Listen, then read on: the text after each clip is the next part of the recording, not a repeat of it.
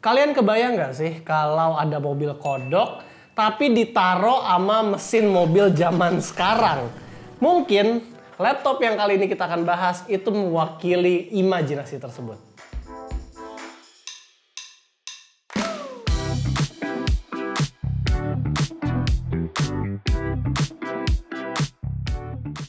Kalian inget nggak? Kita tahun 2020 itu pernah review barang ini pakai GTX 1050 Ti loh. Bahkan Michael pertama review GF63 Thin itu di 2018.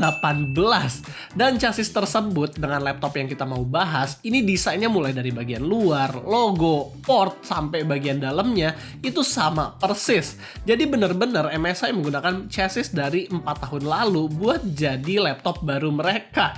Oke lah, kita recap sedikit. Layarnya ini bisa dibuka pakai satu tangan, tapi hinge-nya bikin gua ngeri buat long term-nya karena banyak banget isu. Monitornya beresolusi Full HD 144Hz, IPS level yang akurasi warnanya masih 67%-an sRGB. Keyboardnya juga sama persis, dia nggak punya numpad, namun ada deretan patch up, patch down, dan lain-lain.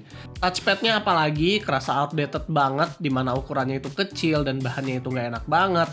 Memang sih di video sebelumnya gue bilang kalau ini touchpad bagus, tapi itu kan di masanya.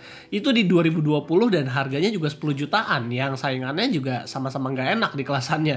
Jadi yang pembeda di sini ya hanyalah power button unik yang dibuat bersatu dengan bodinya kalau kita bandingin sama laptop gaming lain. Dan untuk konektivitas port seperti yang kita bilang tadi, semuanya itu sama persis dengan yang jadul punya, dimana di sebelah kanan ada audio jack yang terpisah. 2023 men, audio jacknya belum combo, hebat banget MSI dah.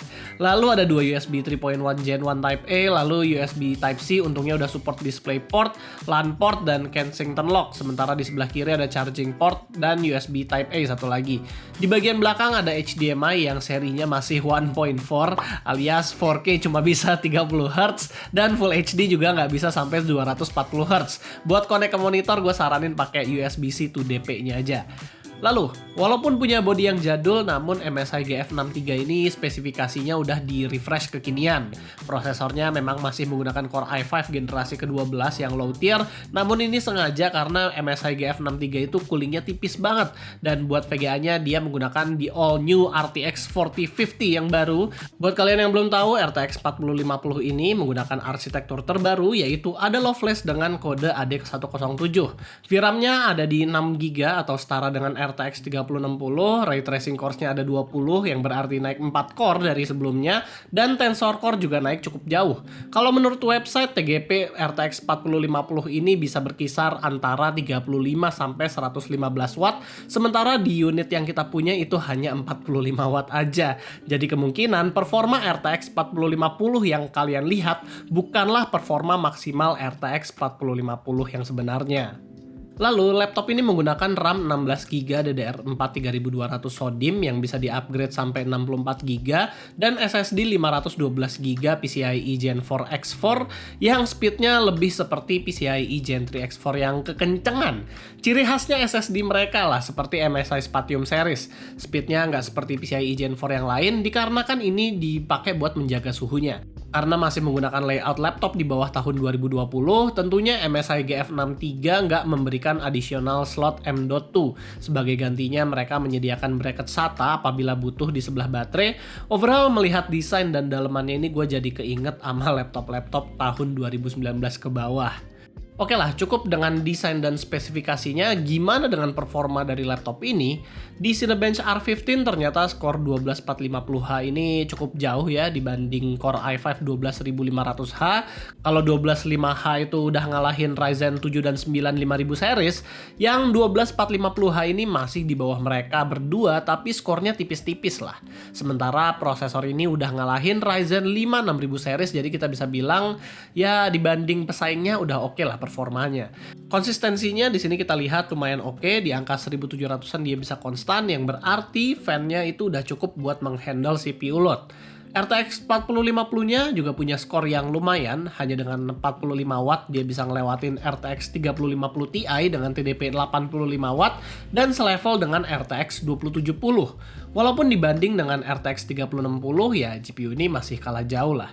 Game-game kompetitif seperti Dota 2 dan Apex Legends itu bisa dimainkan di 100-an FPS, bahkan kalau misalnya mau ngejar 144 FPS kalian bisa nurunin sedikit settingannya, dan game AAA seperti Far Cry 6 juga bisa dapat 85 FPS setting mentok kanan.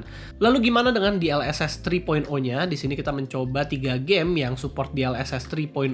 Pertama itu adalah Cyberpunk 2077.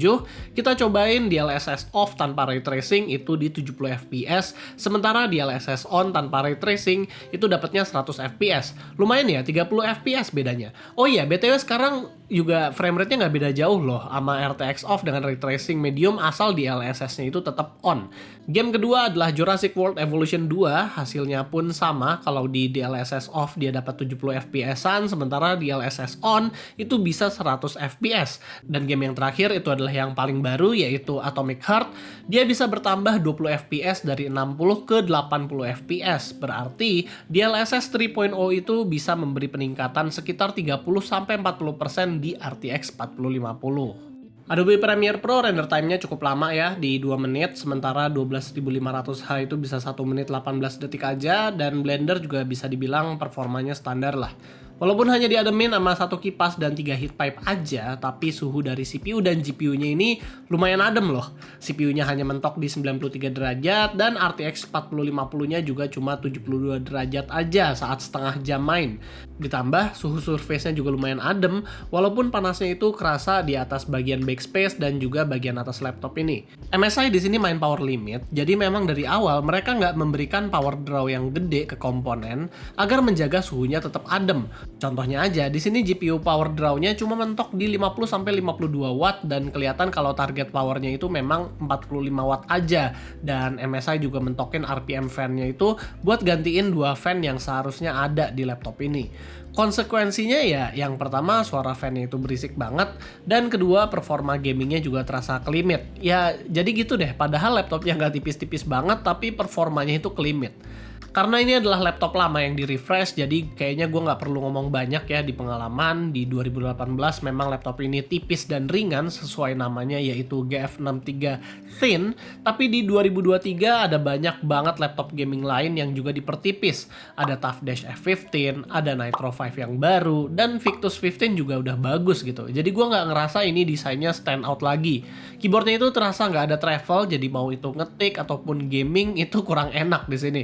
Baterainya juga punya kapasitas yang sama, yaitu 51 Wh. Ketahanannya sih ya biasa aja, dia bertambah ketahanannya karena efisiensi prosesornya.